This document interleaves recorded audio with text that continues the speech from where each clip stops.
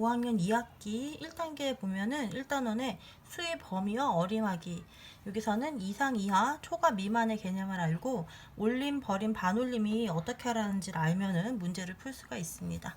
이상, 이하는 말 그대로 어떤 수보다 크고 작고, 초과, 미만도 어떤 수보다 크고 작고인데 차이점이 있죠. 이상, 이하는 그 어떤 수를 포함하는 거고요. 이하도 포함하는 거고, 초과, 미만은 그 어떤 수를 포함하지 않습니다. 예를 들어 1999에서 2020까지의 수다. 그러면 얘는 1999에서 2020까지 1999와 2020을 포함하는 수의 범위가 될 거고요. 여기는 1999에서 2000까지다. 2020까지다. 초과, 미만은 요 1999라는 숫자보다 더 큰 수, 자연수라고 그러면 2000부터 2019까지만 포함하는 수의 범위가 될 거예요. 초과, 미만은 그 어떤 수들을 포함하지 않는다는 거, 그게 이상, 이하와 초과, 미만이 다른 점입니다. 올림 같은 경우에는, 올림은 1945다. 1945다. 이런 숫자를 갖고 한다면 이 숫자를 올려서 100의 자리까지 나타내시오. 그러면 100의 자리까지 나타내는 수, 그 밑에 있는 수가 10의 자리, 1의 자리가 있죠. 이게 00이 아닌 이상 다 올려지게 됩니다. 10의 자리 1945가 아니고 1905라고 해도 마찬가지죠. 올림하여 100의 자리까지 나타내시오. 그러면 밑에 있는 10의 자리, 1의 자리 숫자가 00이 아니면 다 올려지게 돼요. 그래서 이게 두 숫자가 다 올림을 하게 되면 2000이 됩니다. 근데 버림을 하게 되면 똑같이 1945, 그다음에 1905를 예를 들면 버림하여 100의 자리까지 나타내시오. 그러면 100의 자리 그 밑에 있는 10의 자리, 1의 자리 어떤 숫자가 오든, 10의 자리, 1의 자리 어떤 숫자가 오든 이건 다 버려지게 되는 거예요. 그러면 얘는 1900이 될 거예요. 반올림은 좀 다르죠. 반올림은 1945, 1905를 반올림하여 100의 자리까지 나타내시오. 그러면 반올림에서는 100의 자리까지 나타내시오. 그러면 그 바로 밑에 있는 10의 자리에 있는 숫자가 중요해요. 바로 밑에 있는 10의 자리에 있는 숫자가 중요하게 됩니다. 그래서 그 밑에 있는 숫자가 5보다 같거나 크면, 그러니까 5 이상이면 올림을 하게 돼서 얘 같은 경우에는 4죠. 5보다 작은 수니까 버림을 하게 되면 얘는 1900이 될 거고, 얘도 5보다 작으니까 1900이 되겠네요. 얘를 1955라고 봅시다. 100의 자리까지 나타내시오 그랬는데, 그러면 10의 자리 숫자가 5 이상이 되면 얘는 올림을 하게 돼서 얘는 2000이 될 거고요. 올림을 하게 되면 1 올라가면 더 1 더하기 9 하면 또 올라가서 2000이 되겠죠. 1945 같은 경우에는 얘는 5보다 작은 수가 되니까 버림하게 돼서 얘 같은 경우에는 1900이 될 거예요. 이렇게 차이가 나게 됩니다.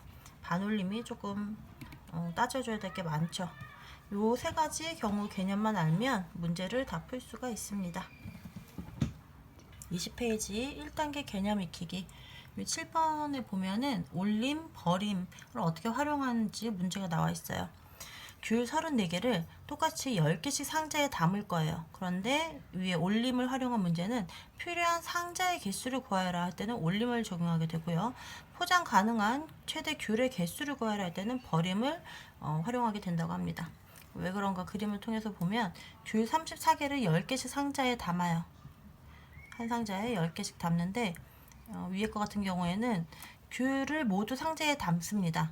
그때 필요한 상자는 몇 개입니까? 이런 문제예요. 그러면 4개가 남았는데 4개도 상자에다 담아줘야 되겠죠. 상자 하나에 10개씩 담을 수 있는 상자지만 4개밖에 없는 귤을 위해서도 얘를 상자에 담으려면 상자 하나가 더 필요하게 돼요. 결국은 귤 40개를 담을 수 있는 상자에다가 34개를 담는 거죠. 그래서 귤 34개인데 숫자가 34에서 40으로 바뀌어서 필요한 상자의 개수는 4개가 된다. 그래서 올림의 정의가 활용이 된 거고요. 버림 같은 경우에는 포장 가능한 귤의 개수는 몇 개입니까? 이거는 10개씩 상자에 담아 포장을 해서 10개들이 귤을 판다고 봅시다. 그러면 한 상자에 10개가 돼야지 포장을 해서 팔 수가 있어요. 그러면 10개, 34개니까 10개, 10개, 3개를 포장하고 나면 4개가 남겠죠. 얘도 똑같이. 그런데 10개가 돼야지 이번엔 포장을 할 수가 있는 거예요. 그 10개들이 귤 상자를 판매를 한다고 봅니다. 그럼 4개를 갖고는 한 상자를 만들어서 팔 수가 없겠죠. 그래서 포장 가능한 귤의 최대 개수는 30개가 돼요. 그러면 34에서 30으로 숫자가 변했죠. 그래서 이건 버림을 활용하게 된 문제가 되는 겁니다. 뭐 이렇게 숫자가 34에서 40으로 변했기 때문에 얘는 올림을 활용하게 된 거고, 34에서 30이 됐기 때문에 얘는 버림을 활용하게 된 겁니다. 실제 문제들을 더 풀어보면은 이런 차이를 더 많이 알 수가 있을 거예요.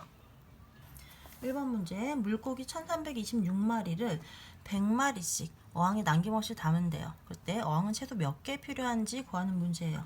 그거를 단계별로 이제 어떻게 풀어야 되는지 나타내 줬는데, 물고기 100마리씩 담는다고 했으니까 어항 100마리씩 담으면 어항이 몇 개 필요하냐면 어항 13개 담을 수 있죠. 13개가 필요하게 됩니다. 그렇게 하면 물고기가 26마리가 남겠죠. 어항 13개면은 1300마리가 있고, 그 다음에 26마리가 남게 돼요. 그런데 이 남은 26마리도 어항 하나에다 넣어줘야 돼요. 모두 남김없이 담는다고 했으니까. 그래서 어항이 하나 더 필요하게 됩니다. 어항이 한 개가 더 필요하게 되죠. 결국은 물고기 1400마리를 위한 어항 개수가 필요하게 되는 거죠. 한 어항에 100마리씩 담을 수 있다고 됐으니까. 그래서 1326마리를 물고기 1400마리로 생각하고 문제를 풀게 되는 거예요. 여기서 그래서 올림, 버림, 반올림 중에서 1326이 1400으로 생각을 하고 풀어야 되니까 올림이 된 거죠. 수는 올림이 된 거고요. 어항은 최소한 몇 개가 필요합니까? 어항은 13개에서 26마리를 위한 어항도 하나 추가해서 어항은 최소 14개가 필요하게 되는 겁니다. 2번 문제, 공장에서 빵을 354봉지 만들었습니다. 한 상자에 10봉지씩 담아서 판다면 빵은 최대 몇 개까지 팔 수 있는지 네모안에 알맞게 써놓으시오 그랬어요. 빵을 354봉지인데 10봉지씩 담아서 한 상자를 만들고 그 상자만 팔 수 있습니다. 그럴 때 빵은 최대 몇 개까지 팔 수 있는가? 이거를 4가지 단계로 해서 답을 구하려고 해요. 빵을 10봉지씩 상자에 담으면 354상자니까 몇 상자를 담을 수 있냐면은 10으로 나누면 되겠죠. 10으로 나누면 35상자를 만들고, 그러면 빵은 4봉지가 남습니다. 남은 빵 4개는 팔 수 없으니까 결국은 354개를 35상자만 만든 거니까 350개를 팔 수 있는 거죠. 350개만 10봉지씩 담아가지고 파는 거니까 354가 350의 숫자로 변한 거예요. 그래서 버림이 활용하게 된 거죠. 351의 자리에서 버려지게 된 거예요. 12자리까지 구하게 된 겁니다. 그렇게 해서 결국 팔 수 있는 빵은 최대 4봉지는 10봉지씩 돼야지 한 상자를 만들어 파니까 이거는 못 팔고 놔두고요. 남은 것은 팔 수 있는 거는 350봉지만 팔 수 있게 되는 겁니다.